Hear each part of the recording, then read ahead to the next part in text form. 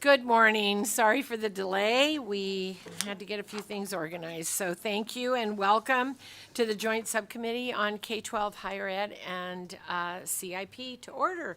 Welcome to everyone joining us here in Carson City, in Las Vegas, and online. I am Senator Marilyn Dondero Loop, and I will be chairing the committee today, and we will start with roll call. Assemblymember Howdegi. Here. Assemblymember Hafen. Here. Assemblymember Koenig. Here. Assemblymember Monroe Moreno. Here. Assemblymember O'Neill. Here. Assemblymember Torres Fawcett. Assemblymember Yeager. Here. Senator Buck. Here. Senator Canizaro. Here. Senator Neal. Here. Senator Stone. Here. Assemblymember Backus. Present. And Chair Dondero Loop. I am here. Thank you very much. And please mark those who are not here at the moment as present as they arrive. We have bills being done, and people will be in and out as necessary. Housekeeping, please remember to turn off or mute your electronic devices. And please also remember to state your name and spell it for the record if you are testifying. If you have a business card, it's always helpful to hand that to the secretary. Today we will be considering 31 Nevada System of Higher Education budget accounts for subcommittee closing. The budgets are listed on the agenda. Fiscal staff will take the committee through the closing packet. So we'll start with Ms. Mangoba, and when you're ready, go ahead. Thank you. Thank you, Madam Chair. For the record, J. Marie Mangoba from the Fiscal Analysis Division. The first budget account for today's closing is on page 3. This is the WICHI Loans and Stipends budget account, which was heard by this subcommittee on March 11th. There are no major closing issue for this budget account. There's only one other closing item related to the governor's recommendation in the base budget that includes general fund appropriations of $2.1 million and loan repayment and interest revenues of $178,145 over the 2025-27 biennium to fund 36 professional exchange program slots and 49 health professional education program slots in each year of the 2025-27 biennium. And this table on top of page 5 just provides details on the number of slots that the governor recommends to fund. And there is a recommendation to reissue a letter of intent which has been issued to WICHI each biennium since 2009 to allow WICHI to balance forward unexpended fee revenues, and they have requested to include this language in the 2025 Authorizations Act. So the decision for the subcommittee is, does the subcommittee wish to recommend approval of general fund appropriations of $2.1 million and loan repayment and interest revenues of $178,145 over the 2025-27 biennium for support of the Professional Student Exchange Program, the Health Professional Education Program, and the Psychology Internship Program for the WICHI Loans and Stipends budget, as reflected on the attached slot matrix on page 7. Additionally, does the subcommittee wish to reissue a letter of intent allowing WICHI to reallocate student slots between fields to meet student demand, to instruct WICHI to report to the Interim Finance Committee within 30 days any such reallocations, and to include language in the Authorizations Act to allow WICHI to balance forward unexpended fee revenues received after May 15th of each year to support the HPEP. Thank you very much. Any questions? I'll accept a motion. Madam Chair, I'd move to recommend as stated by staff. Second by Senator Canizaro. Any discussion on the motion? All those in favor say aye. Aye. All those opposed say nay. Motion passes. Thank you very much. Please go ahead. Thank you, Madam Chair. The next budget account on your closing packet is the WICHI Administration budget account on page 9. Fiscal staff is responsible for developing the closing recommendations for this budget account, and the subcommittee has not previously reviewed this budget account. This budget provides for the cost of administering Nevada's Western Interstate Commission for Higher Education program. There are no major closing issues, and there are no other closing item for this budget account. Fiscal staff recommends this budget account be closed as recommended by the governor and requests authority to make technical adjustments as necessary. Thank you very much. Any questions? I'll accept a motion. Madam Chair, I'd move to recommend as stated by staff. Thank you very much, Assembly Member Backus, and I'll take a second from Senator Canizaro. Any discussion? All those in favor say aye. Aye. All those opposed say nay. Motion passes. Thank you very much. The closing document for NSHE starts on page 11 of your packet. You will notice that NSHE's closing document is different from other state agencies, as it is a system-wide discussion as opposed to per budget account. The table on page 11 shows the total funding recommended by the governor for NSHE system-wide. The governor recommends $2.853 billion in total funding for the 2025-27 biennium, which represents a 28% increase when compared to the total funding approved by the 82nd or 2023 legislature for the 2023-25 biennium. I would note, though, that the state general fund reflected in this table does not include the $59.7 million in fiscal year 24 and the $121.3 million in fiscal year 25 that was appropriated to the Board of Examiners for allocation to NSHE for the cost of living increases approved by the 2023 legislature. And it also does not include the 2-grade salary increase for university police officers, retention incentives, and longevity. The table on page 12 provides a comparison of the governor's recommended general fund appropriations for the 2025-27 biennium and the fiscal year 25 general fund appropriations approved by the 82nd or 2023 legislature. There are 5 major closing issues for this closing for NSHE, and I would just note that the major closing issue 1 and 2 includes various maintenance and decision units that will determine the general fund appropriations under each of the 7 institutions under the base maintenance and enhancement methodology. And major closing issue number 3 is where we start discussing the governor's recommendation for a new funding formula distribution methodology. With that, I will start with major closing issue number 1, existing higher education funding formula components for instructional budgets. As you may recall, the 2023 legislature approved to suspend the distribution component of the higher education funding formula and allocated general fund appropriations to each of the instructional institution using the traditional base maintenance and enhancement decision units model for the 2023-25 biennium. The first item under this major closing issue is on page 13. This is the weighted student credit hour calculation and caseload adjustments.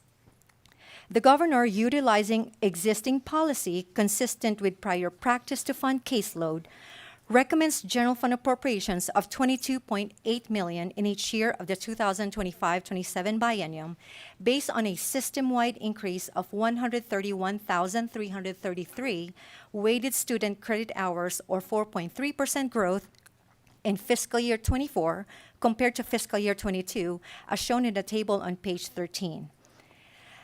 This weighted student credit hour increase of 131,333 is then multiplied with the weighted student credit hour value of $173.29, which is based on the total legislatively approved general fund appropriations in fiscal year 25, less the appropriations identified for institution-specific carve-outs, with the net amount divided by the total of the fiscal year 22 weighted student credit hour. The weighted student credit hour caseload adjustments for Nevada State University and Western Nevada College for both 26 and fiscal year 27 are overstated, and so fiscal staff at the bottom of page 13 recommends technical adjustments to correct the caseload adjustments for these 2 institutions to reflect $707,543 and $2.3 million in each year of the biennium for NSU and WNC respectively, which would reduce general fund appropriations by $39,978 for Nevada State University and by $7,220 for WNC over the 2025-27 biennium.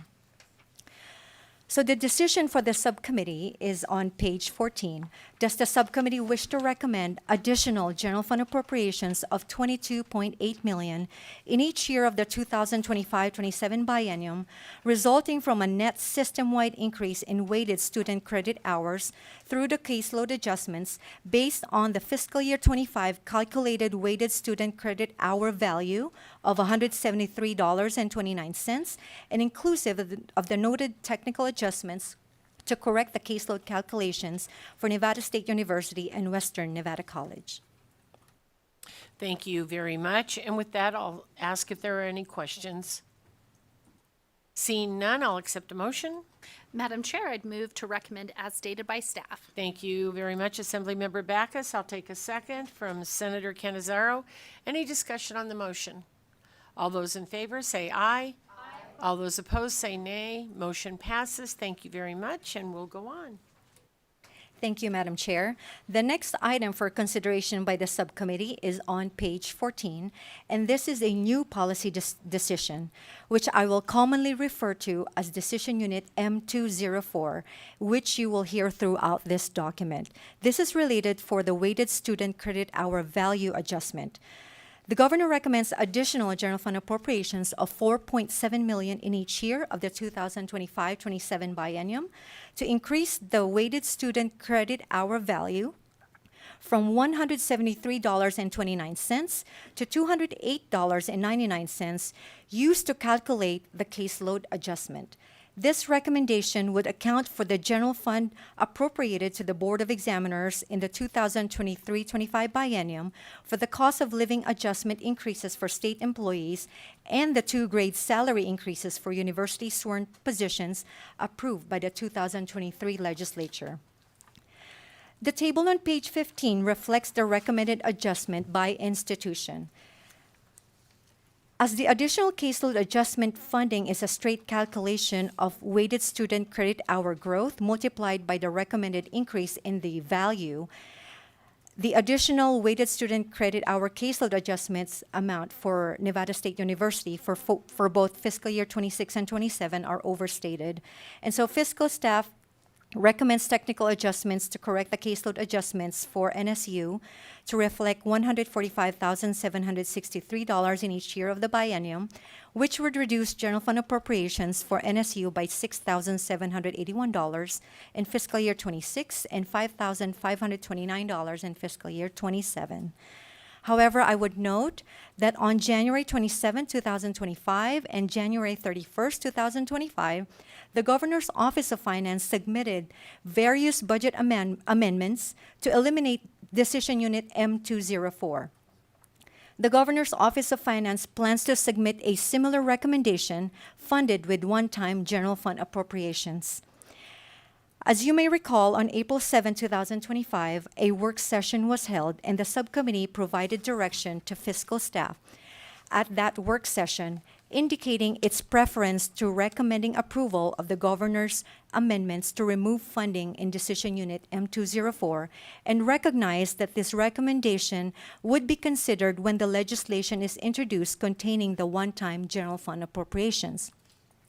So the decision for the subcommittee is the subcommittee wish to recommend approving the budget amendments A 251-663005, A251-673011, A251-683012, A251-562-987, A251-693-018, A252-112-980, and 252-122-994, as amended by the governor, thereby removing the additional general fund appropriations of $4.7 million in each year of the 2025-27 biennium in Decision Unit M204, originally recommended to increase the weighted student credit hour value used for the caseload adjustments from $173.29 to $208.99. Thank you very much. Any questions on this? Not seeing any, I'll accept a motion. Madam Chair, I'd move to recommend as stated by staff. Thank you very much, Assemblymember Backus. A second from Senator Canizaro. Any discussion on the motion? All those in favor say aye. Aye. All those opposed say nay. Motion carries. Thank you very much. Thank you, Madam Chair. The next item for the subcommittee's consideration is on page 16, and this is related to the small institution funding. Existing policy calculates the small institution factor using a threshold of 100,000 weighted student credit hours and a factor of $30. Consistent with existing budget policy, the governor recommends general fund appropriations of $649,110 in each year of the 2025-27 biennium as part of the small institution factor that supports administrative costs at GBC. As a result of the weighted student credit hours growing beyond 100,000 to 102,673 at WNC, the governor's recommended budget eliminates the funding for the small institution factor for WNC. So the decision for the subcommittee is, does the subcommittee wish to recommend that Great Basin College receive general fund appropriations of $649,110 in each year of the 2025-27 biennium for small institution funding, and that the small institution funding for Western Nevada College be eliminated as the college's weighted student credit hours have exceeded 100,000. Thank you very much. Any questions on this? Seeing none, I'll accept a motion. Madam Chair, I'd move to recommend as stated by staff. Thank you very much, Assemblymember Backus. A second from Senator Canizaro. Any discussion on the motion? All those in favor say aye. Aye. All those opposed say nay. Motion carries. Thank you very much, and we will move on. Thank you, Madam Chair. The next item for the subcommittee's consideration is at the bottom of page 16, and it's related to enhancements to the small institution factor. And although this is one of the recommendation made by the Ad Hoc Committee on Higher Education Funding, I would note that this decision unit is not part of the new funding formula distribution that will be discussed later on in major closing issue number 3, as it is a carve-out. This is a new policy that the subcommittee will need to decide. So the recommendation by the Ad Hoc Committee on Higher Education increases the weighted student credit hour value used in the small institution factor calculation from $30 to $41.08 in fiscal year 26 and $43.22 in fiscal year 27, and continue to adjust this value for inflation in future years using the Higher Education Price Index. They also recommended to increase the small institution factor cap from 100,000 weighted student credit hour to 125,000 weighted student credit hour. Based upon a proposal from the Ad Hoc Committee on Higher Education Funding, the governor recommends general fund appropriations of $1.4 million over the 2025-27 biennium to phase in the impacts of increasing the small institution factor threshold from 100,000 weighted student credit hours to 125,000, and increasing this rate, as I indicated previously, from $30 to $41.08 in fiscal year 26 and $43.22 in fiscal year 27. The governor's budget, as submitted, recommended a phase-in at 20% of the total fiscal impact of the changes in fiscal year 26 and 40% of the impact in fiscal year 27. And she indicates that increasing the small institution factor threshold to 125,000 would ensure that both GBC and WNC receive funding for fixed administrative costs, and to recognize that small institutions have a significant number of part-time students and diverse students whose needs are not necessarily part-time in nature. To mitigate the impacts of the budget amendments that eliminated M204, which I previously discussed, and E685, which I will be discussing next as a major closing issue number 2, following the budget hearing, the Governor's Office of Finance submitted budget amendments on March 20, 2025 to increase the percentage of this phase-in from 20% to 26.25% in fiscal year 26, and from 40% to 52.5% in fiscal year 27. In total, the amendments would add general fund appropriations of $427,935 over the 2025-27 biennium compared to the governor's recommended budget as originally submitted. The table on page 18 displays, provides the comparison of what the net small institution factor impact is, as you can see on the third column from the right, as well as the original phase-in included in the governor recommended budget as originally submitted. And the last column there shows the amended phase-in that increased the percentage each year.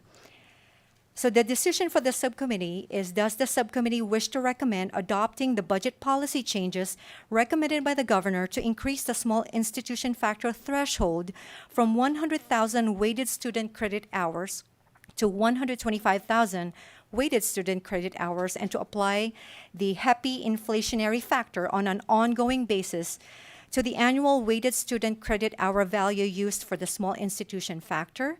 And if so, there are two options. The first option is, does the subcommittee wish to recommend increasing general fund appropriations by $1.4 million over the 2025-27 biennium for the enhanced small institution factor adjustments for GBC and WNC based on the governor's recommendation to phase in the impacts of the enhanced small institution funding at 20% in fiscal year 26 and 40% in fiscal year 27?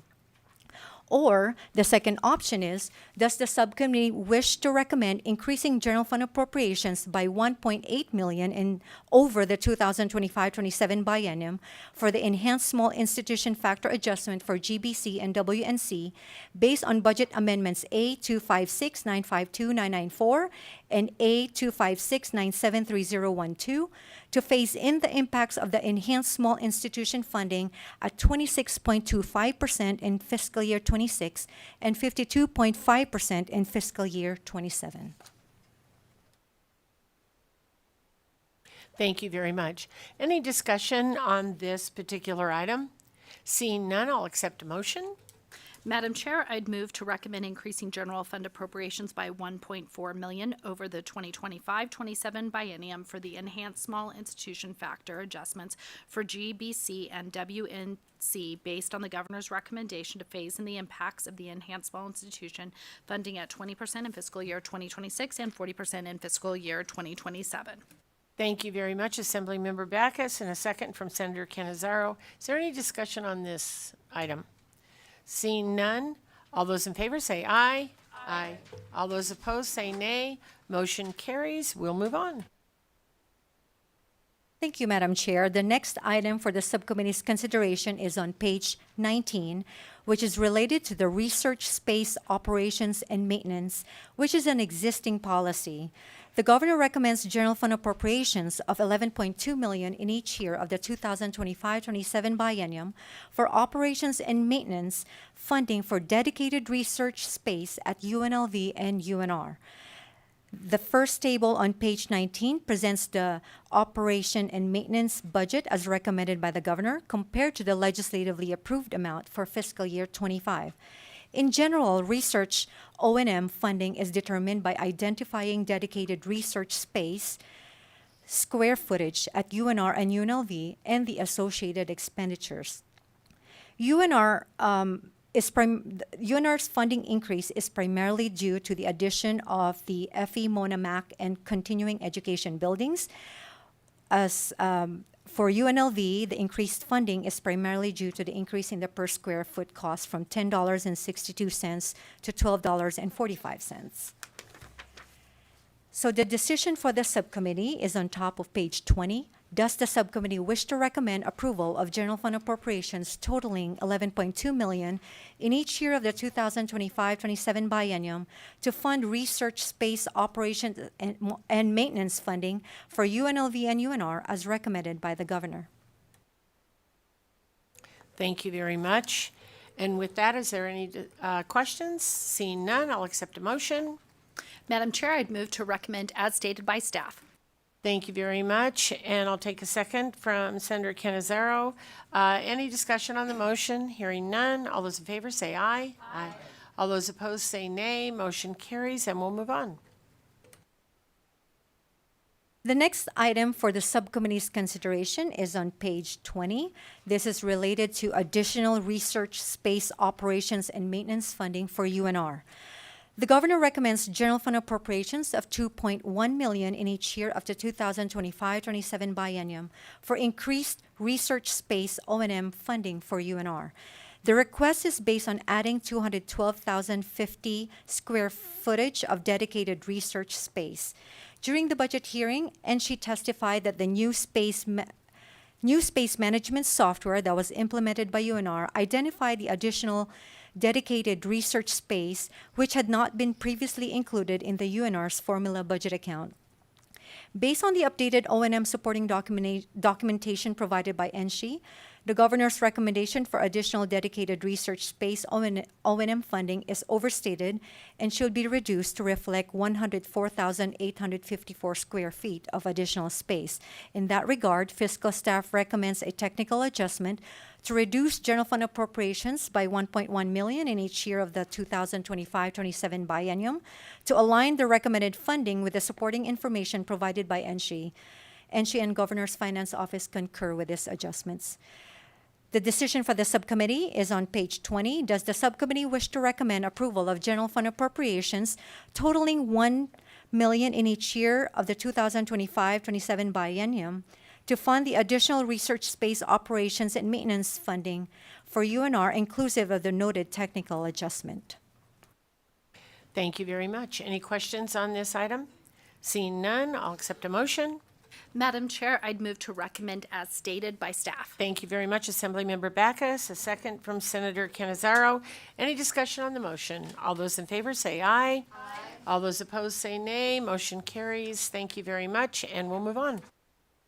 Thank you, Madam Chair. The last item for consideration under major closing issue number 1 is the discontinuation of the performance funding pool set aside. As background, the 2023 Money Committees approved continuing the existing performance funding pool policy to set aside 20% of the total general fund appropriations for each of the 7 instructional formula budgets, which may be earned back by the institutions if certain performance metrics or goals are met. The Ad Hoc Committee on Higher Education Funding recommended the elimination of the performance funding set aside and instead recommended to utilize performance outcomes as a component in a new allocation methodology to distribute general fund among the institution, which will be discussed in major closing issue number 3. The executive budget does not include a decision unit to reflect this recommendation. Since this will be a budget policy change, the decision for the subcommittee is, does the subcommittee wish to recommend approving the elimination of the performance funding pool as recommended by the governor? Thank you very much. Is there any discussion on this item? I'll accept a motion. Madam Chair, I'd move to recommend as stated by staff. Thank you very much, Assemblymember Backus. A second from Senator Canizaro. Any discussion? All those in favor say aye. Aye. All those opposed say nay. Motion carries, and we'll move on. Thank you. Thank you, Madam Chair. The second major closing issue on your closing packet is on top of page 21, related to general fund allocation change for the cost of living salary increase approved by the 2023 legislature. This is another decision unit that I will be commonly referring to throughout this document, and I will refer to it as E685. The governor recommends new general fund appropriations of $28.7 million in each year of the 2025-27 biennium for increased salary expenditures resulting from the cost of living salary increases approved by the 2023 legislature. If approved, this funding would allow the institutions to fund positions that otherwise may be held vacant or restore operating reductions that were implemented over the current biennium in order to fund the COLA approved by the legislature for classified staff and by the Board of Regents for professional staff. According to NSHE, the total estimated cost of living salary increase impact in fiscal year 25 was approximately $184 million. or approximately 62.7 million more than the general fund of 121.3 million that was appropriated to support the state shares of these costs. To address the 62.7 million difference, approximately 19.3 million in savings was realized through the delayed implementation effective on October 1st of 2024, and approximately 16.2 million was funded by the 5% fee increase that was approved by the Board of Regents, and 27.3 million was funded by budget reductions from each of the campuses, which include freezing vacant positions and reducing or deferring operating expenditures.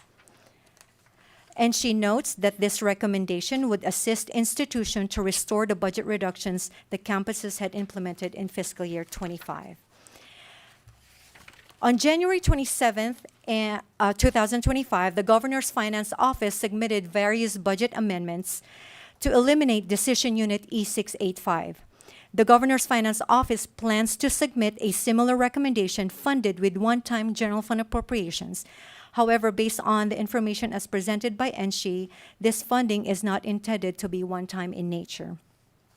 And as I previously noted, a work session was held on April 7th, and the subcommittee provided direction to fiscal staff indicating its preference to recommend approval of the governor's amendments to remove Decision Unit E685 and recognize that this recommendation would be considered when legislation is introduced containing the one-time general fund appropriations. So the decision for the subcommittee is in page 22. Does the subcommittee wish to recommend approving budget amendments A251332980, A251342987, A251352989, A251362990, A251372992, A251382994, A251393002, A251403005, A2514311, A251443012, A251453017, and 251463018, as recommended by the governor, thereby removing the additional general fund appropriations of 28.7 million in each year of the 2025-27 biennium in Decision Unit E685, originally recommended to support salary-related expenditures over the 2025-27 biennium, resulting from the cost of living salary increases approved by the Board of Regents for professional staff and by the 2023 legislature for classified staff. Thank you very much. And after you read all those numbers, I wanted to holler bingo. So, thank you. Is there any discussion on this motion? Hearing none, I'll accept a motion. I'll save myself from reading all 12 of the amendment numbers and just move to recommend as stated by staff. Thank you very much. And Assemblymember Backus, a second from Senator Canizaro. All those in favor say aye. All those opposed, nay. Motion carries. Thank you very much, and we'll move on. Thank you, Madam Chair. Other closing major issue number 3 is on page 22 of your closing packet, and this is related to the phase-in of the new higher education funding formula distribution methodology. Information at the bottom of page 22 and the top of page 23 just provides the composition of the ad hoc committee. Oh, let me back up. The 2023 legislature, through Assembly Bill 493, appropriated $2 million from the State General Fund to NSHE for an interim study of the higher education funding formula.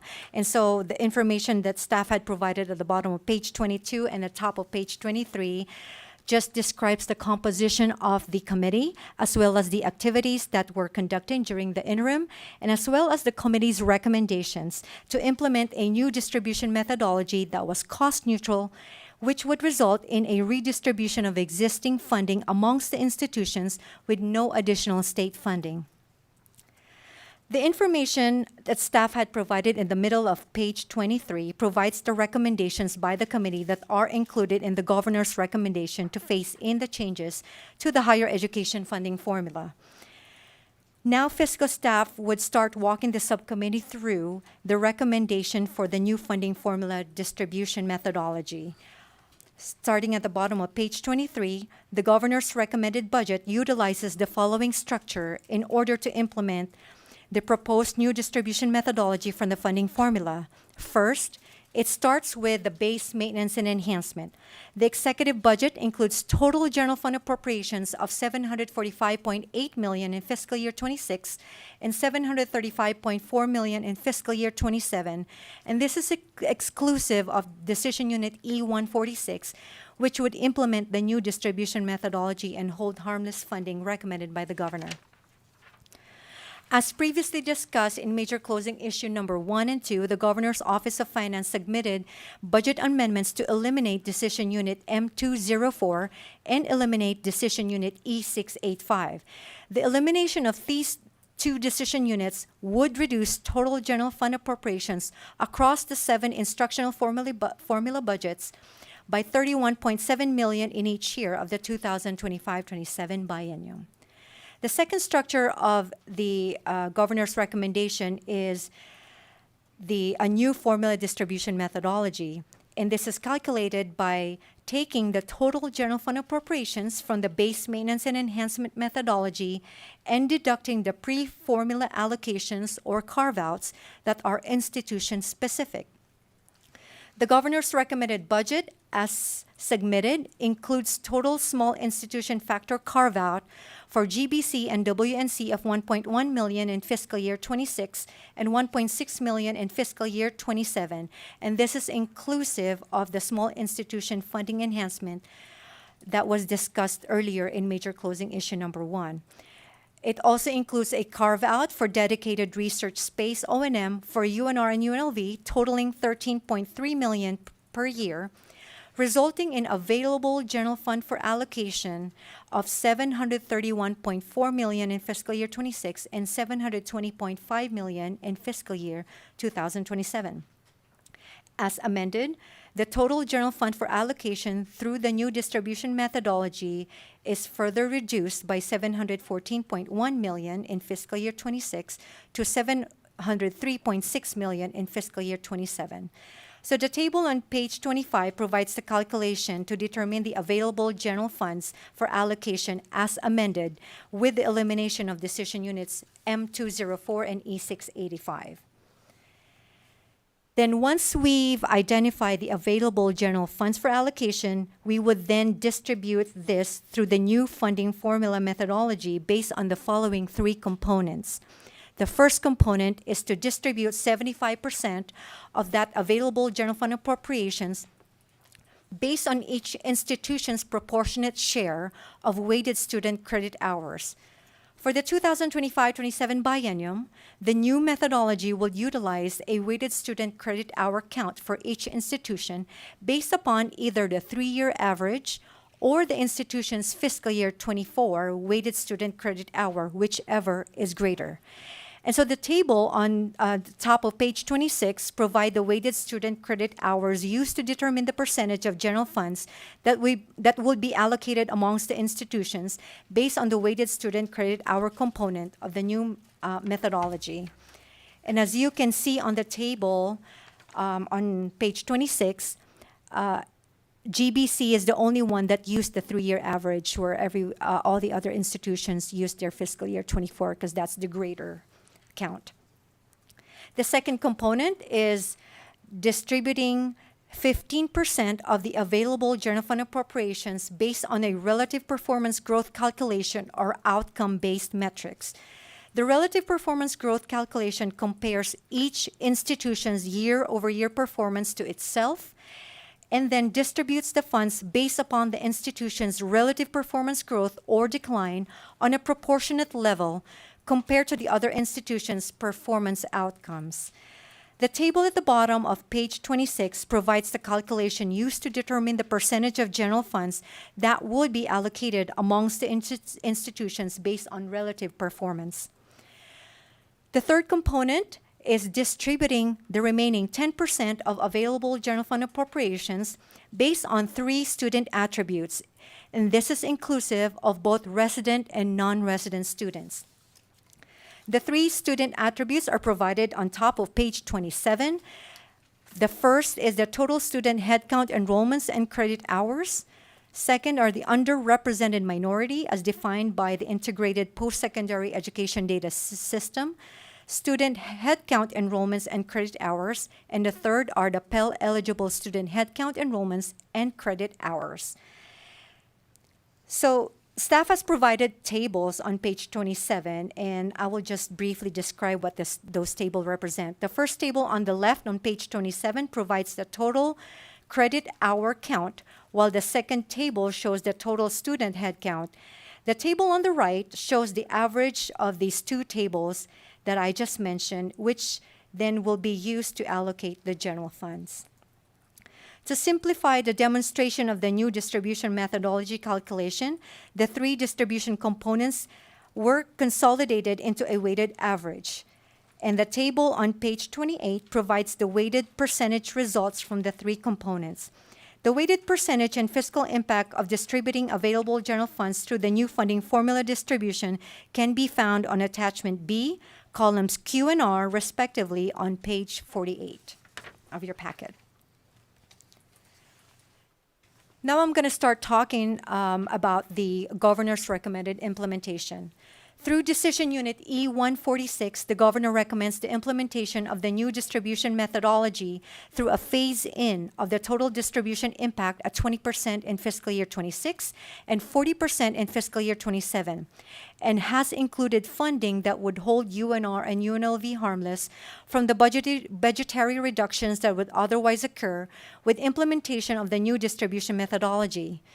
Within the executive budget as submitted, Decision Unit E-146 includes additional general funds of $4.1 million in fiscal year 26 and $8.8 million in fiscal year 27 for Nevada State University and the community colleges without a corresponding reductions to UNR and UNLV, thus reflecting the hold harmless recommendations for the two R1 universities.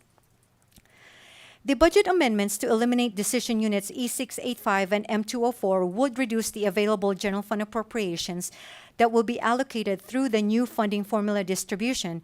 And as a result of these amendments, under the governor's recommended phase-in of the impacts, there would be a reduction of $1.1 million in fiscal year 26 and a $2.3 million in fiscal year 27 in funding that will be redistributed to the Nevada State University and the community colleges compared to the governor's budget as originally submitted. And to mitigate a reduction of general funds that will be experienced by the NSU and the community colleges resulting from the budget amendments to eliminate Decision Unit E685 and M204, the Governor's Office of Finance submitted budget amendments to increase the percentage of the fiscal impact of the phase-in of the new funding formula distribution from 20% to 26.25% in fiscal year 26 and from 40% to 52.5% in fiscal year 27.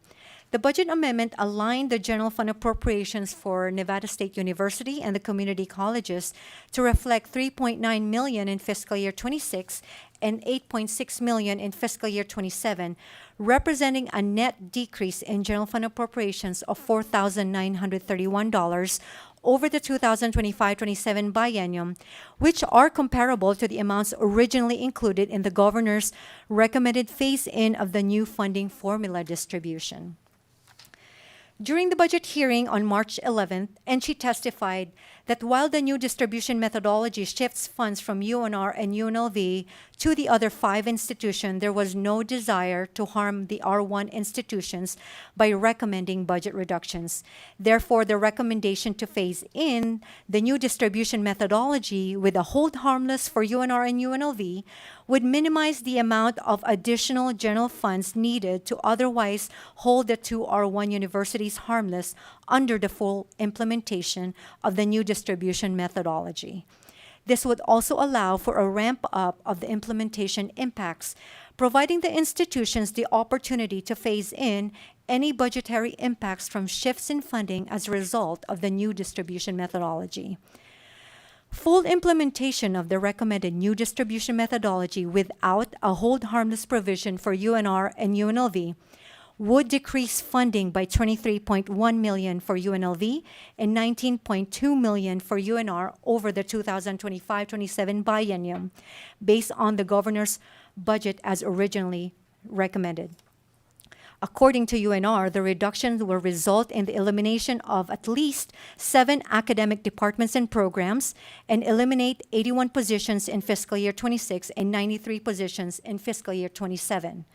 For UNLV, the funding reductions would eliminate or require approximately 70 academic, administrative, and classified positions to be held vacant and result in fewer class section offerings, higher advisor-to-student ratios, and reductions to student support services.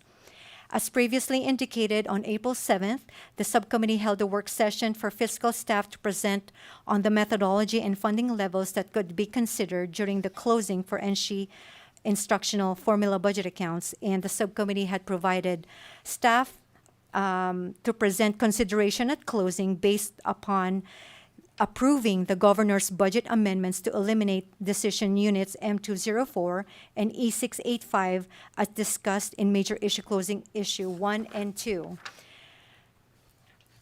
And so the following information on page 30 of your closing packet includes the options for considerations that would reflect that guidance provided by the subcommittee to fiscal staff during the work session. And a table of the fiscal impact of these options is provided in attachment C on page 49. Staff had also provided attachments D and E on page 50 and 51 that provides a comparison of the fiscal impact of these options compared to the legislatively approved budget that was approved during the 2023-25 biennium. And staff would just suggest to have that on the side because it may help to have a visual representation of those fiscal impact as I walk through the narrative of these various options. And I would also note that attachment E on page 51 provides the comparison of the options with the legislatively approved general fund appropriation. That includes the cost of living adjustment salary increases that was approved by the 2023 legislature. So option 1, as amended, the total general fund appropriations under the base maintenance and enhancement for the 7 instructional institutions totals to $714.1 million in fiscal year 26 and $703.6 million in fiscal year 27. Fiscal staff has provided a table to demonstrate option 1 in attachment A on page 47. If the subcommittee wished to recommend funding using the traditional base maintenance and enhancement methodology as amended, this will be option 1 in attachment C on page 49. Option 2A. If the subcommittee wishes to recommend fully implementing the new funding formula distribution methodology with the elimination of decision units M204 and E685, this would result in general fund decrease of $15.8 million for UNLV and $15.4 million for UNR, with corresponding increases allocated among the other 5 instructional institutions' budget accounts, and a visual representation of this full implementation of the new distribution methodology is provided in attachment B, and that is reflected on column U, which shows the general funds for each institution, and column V reflects the difference compared to the base maintenance and enhancement approach. If the subcommittee wishes to recommend approval of the full implementation of the funding formula, this option will be 2A in attachment C. Option 2B, a visual representation of the distribution impacts based on the governor's amended recommendation to phase in the total distribution impact at 26.25% in fiscal year 26 and 52.5% in fiscal year 27 without a hold harmless provision for UNR and UNLV, and budget amendments to eliminate decision units E685 and M204 is provided in attachment B under column W on page 48. If the subcommittee wishes to recommend approval of the governor's amended recommendation to phase in the fiscal impacts of the new funding formula distribution methodology at 26.25% in fiscal year 26 and at 52.5% in fiscal year 27 without holding UNR and UNLV harmless, this will be option 2B in attachment C on page 49.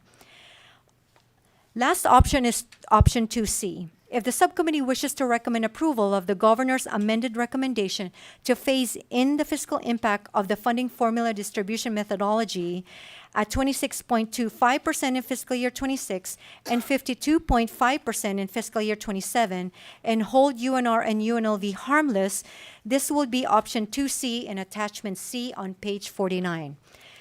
So there's a big decision box on page 31, and I'm going to state that in verbatim. The decision for the subcommittee is, does the subcommittee wish to recommend the following for the 7 instructional formula budget accounts? 1, approve budgeting using the base, maintenance, and enhancement methodology without the new funding formula distribution methodology, inclusive of approving the budget amendments to eliminate E685 and M204, and therefore recommend not approving decision unit E146 as reflected under option 1 on attachment C. Or option 2 is approve the new funding formula distribution methodology, inclusive of approving the budget amendments to eliminate decision units M204 and E685. And if so, the subcommittee would need to consider the following options. 2A is approve the full implementation of the fiscal impact of the new funding formula distribution, which would increase general fund appropriations for NSU and the community colleges by $31.2 million over the 2025-27 biennium, with a corresponding decrease for UNR and UNLV as reflected under option 2A on attachment C.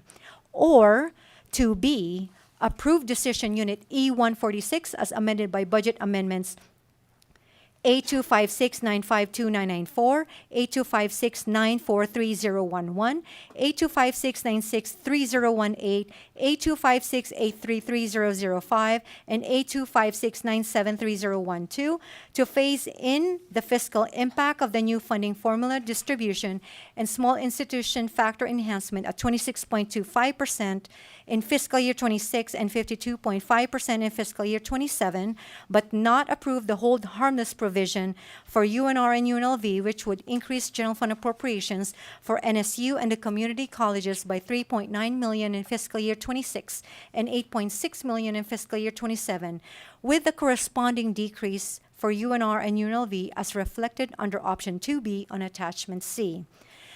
The last option is 2C.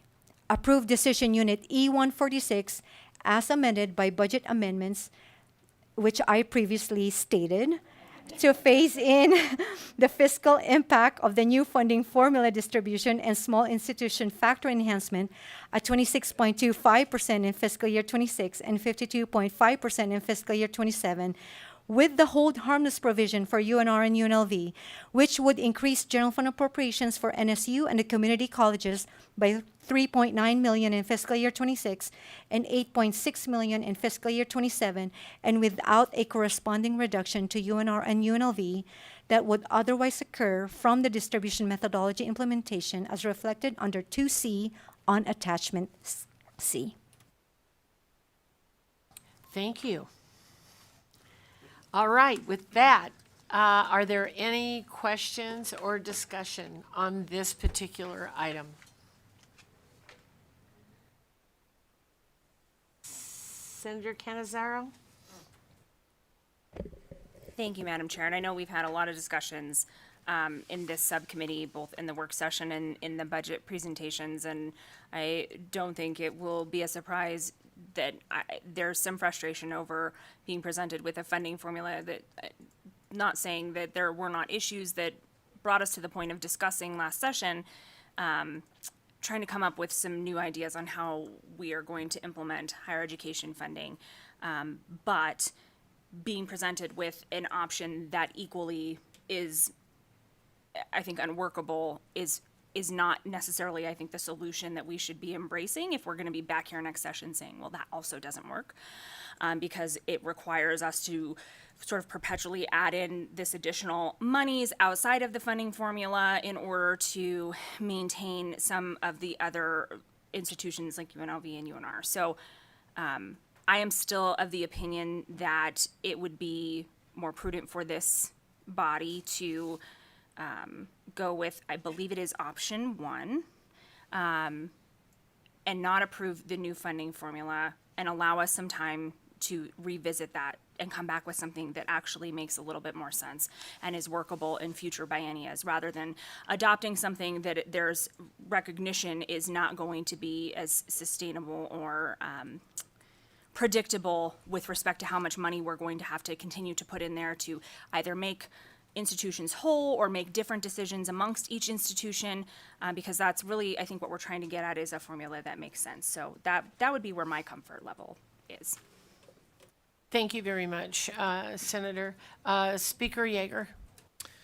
Thank you so much, Chair. I just wanted to say I concur with my colleagues' comments, and I recognize that there was a lot of work put into that committee, and so, I want to recognize that work and the value of the proposal that was brought to us, but I think the bottom line on that proposal is going to require additional funding, and we don't have to state that we're not in a place right now where we can put forth additional funding, so I appreciate the work, and hopefully we'll be in a position next biennium where we can look at trying to implement that in some kind of a long-term way, but I don't think it would be responsible for us to try to do that now. Thank you very much, Speaker, and I would concur, when those meetings were held, the economic outlook was much different, and a few months later, here we are, and after yesterday's economic forum, so I would accept a motion from, Madam Chair, I'm happy to make the motion. I thought Senator Canizero kind of made it, but for procedure purposes, I'll go ahead and formally make it. I would move to recommend number 1 as stated by staff. Thank you very much, and I'll take the motion from Assemblymember Backus and a second from Senator Canizero. Any discussion on this particular motion? Seeing none, all those in favor say aye. Aye. All those opposed say nay. Motion carries. Thank you very much. Major closing issue number 4 is on page 32 of your closing packet, and this is related to budgeting of the student-derived revenues. For the 2025-27 biennium, the Board of Regents approved an approximate 2.7% and 5.2% increase in fiscal year 26 and fiscal year 2027, respectively, in the undergraduate and graduate registration fees and non-resident tuition at the universities and community colleges. And so the table on page 32 displays the student fee revenues.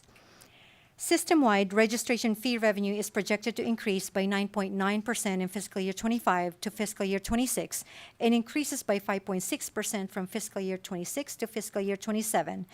The amounts recommended for the 7 instructional institutions, the professional schools, as well as the prison education program are shown in the table on top of page 33.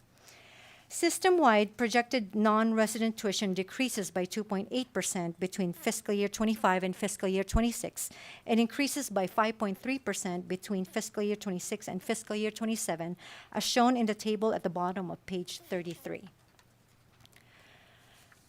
Existing policy, which was approved since 2013, provides that the budgeted non-general fund revenue should not offset the amount of general fund otherwise appropriated.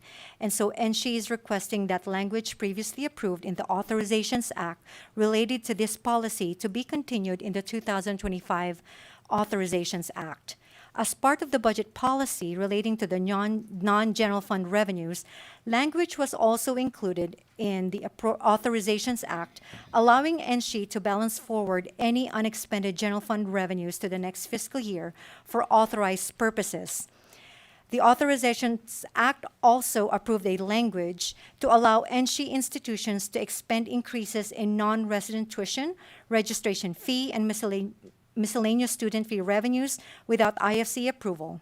The institutions are required to report to the IFC on a biannual basis on any additional registration fees and non-resident tuition, including how those funds were expended. So the decision for the subcommittee is in page 35. Does the subcommittee wish to recommend approval of the student-derived non-general fund revenue authority for the 7 formula instructional institutions for professional schools and the prison education budget as recommended by the governor? And does the subcommittee wish to recommend the continuation of current policy initially adopted by the 2013 legislature that non-general fund revenue should not be offset that should not offset the amount of general fund appropriations that would otherwise be budgeted, and direct fiscal staff to include back language in the 2025 Authorizations Act to authorize NC to balance forward any unexpended non-resident tuition, registration fees, and miscellaneous student fee revenues to the next fiscal year for authorized purposes in the NC state-supported operating budgets, and authorize NC institutions to expend increases in non-resident tuition, registration fees, and miscellaneous student fee revenues without IFC approval, but with a requirement to report to the IFC regardless of how the increased revenue is to be expended.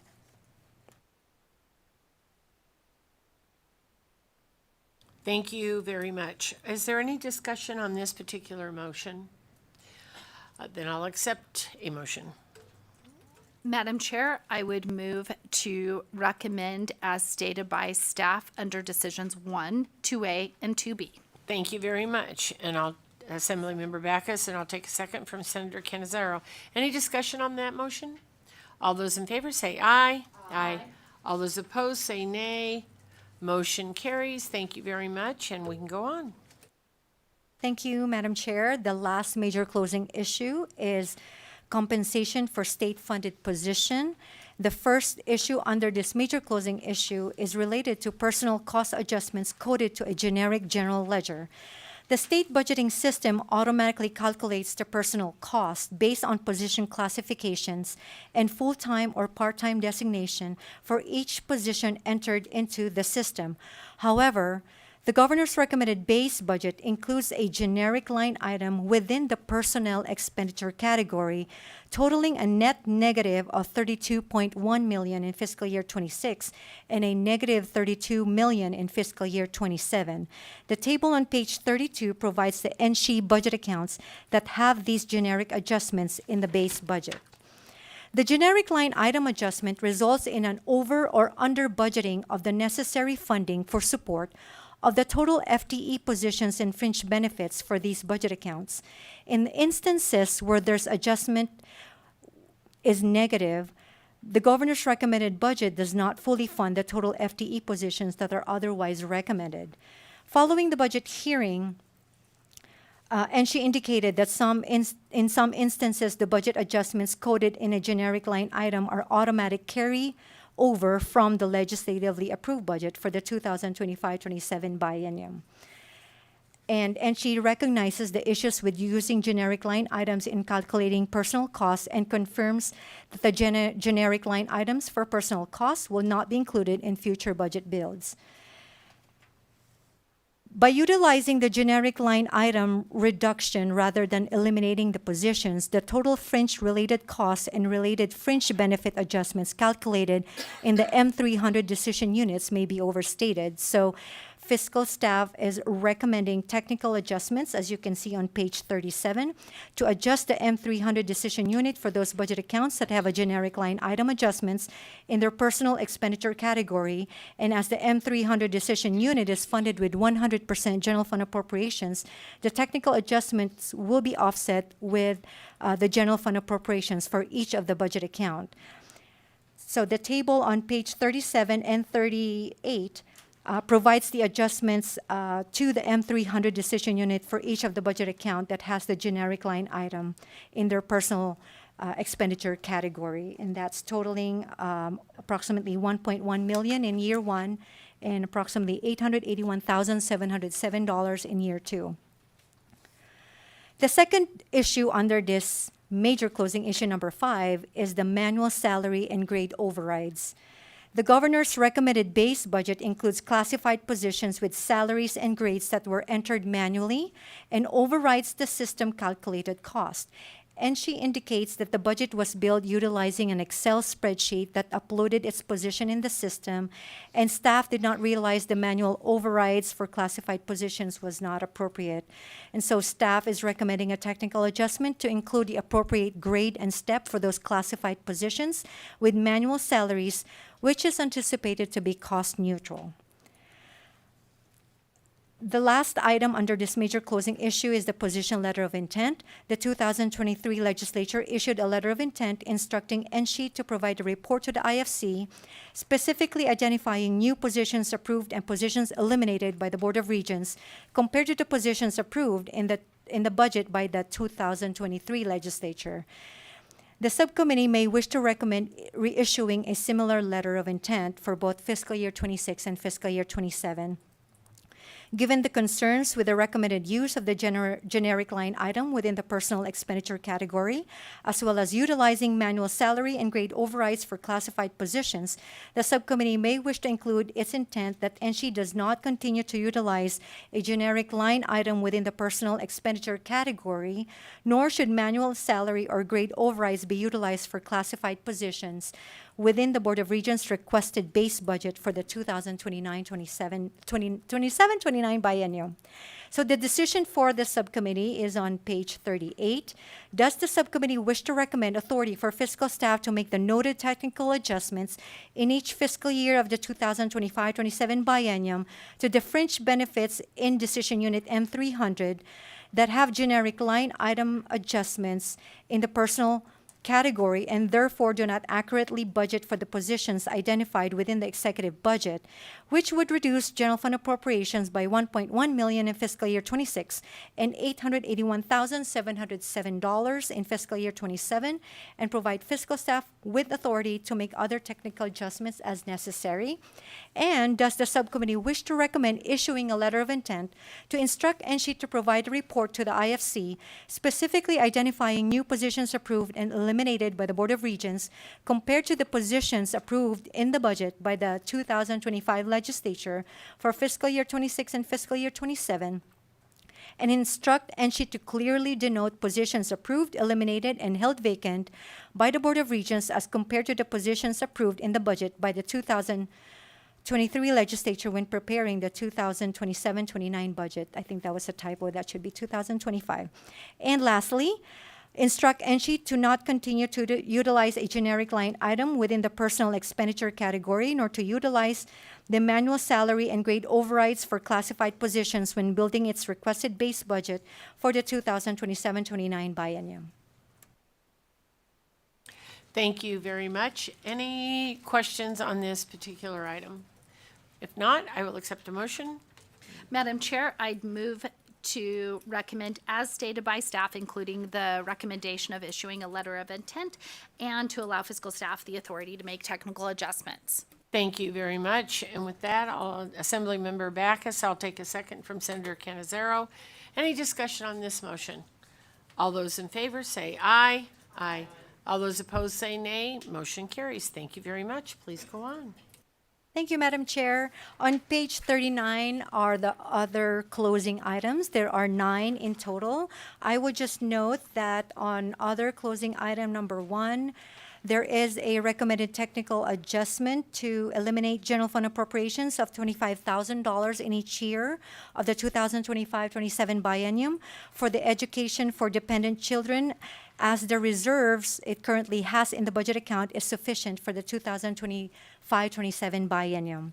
Staff would also note on page 42, other closing item number 6, the budget has been built incorrectly by including general fund appropriations in fiscal year 26 related to the performance funding pool.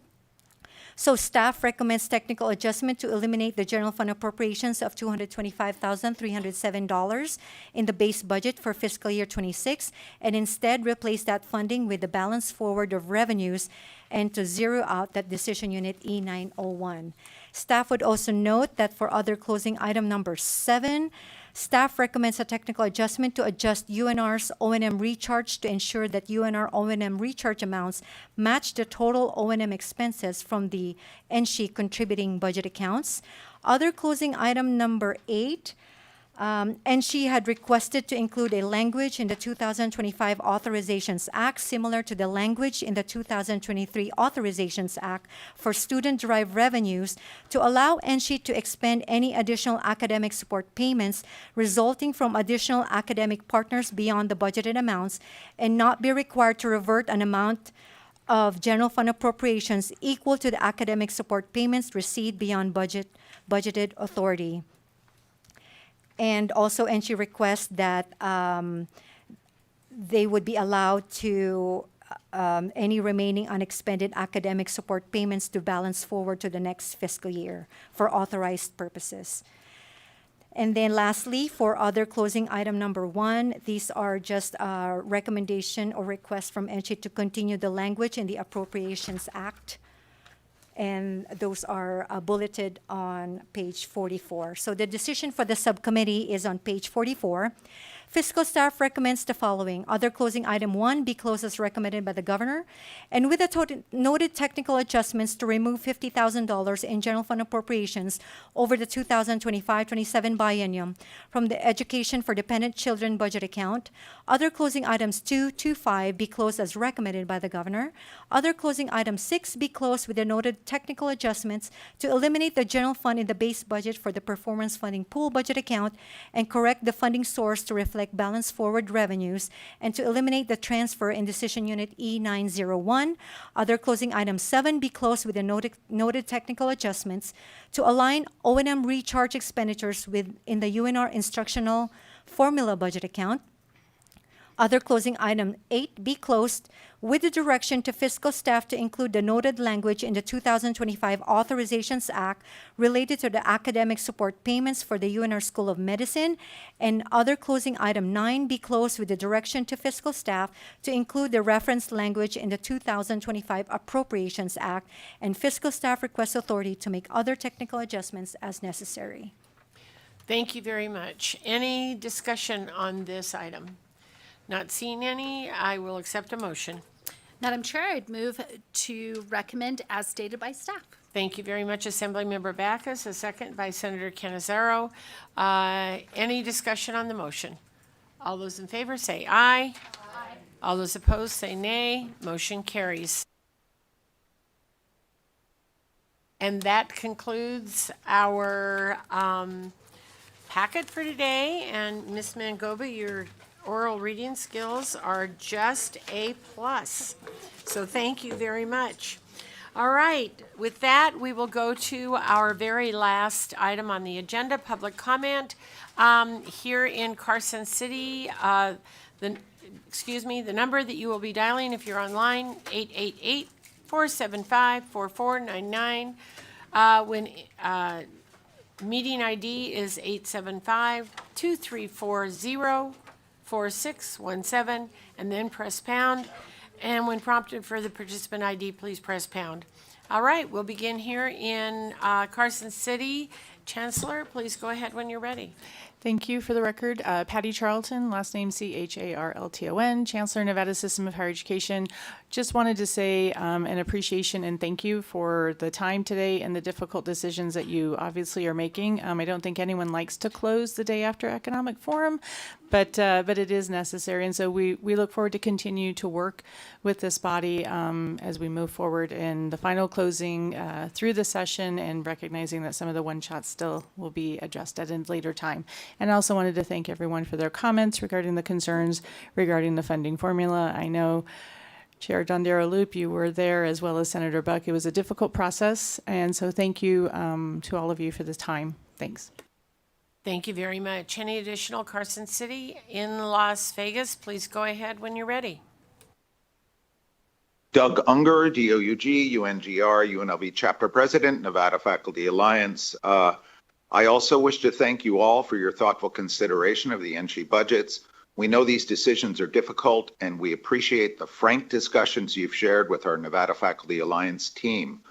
I'm an advocate for funding campus safety and security as a priority, and I understand those one-shots will be decided later. I trust that you will do your sincerest best for this support, which is so urgently needed.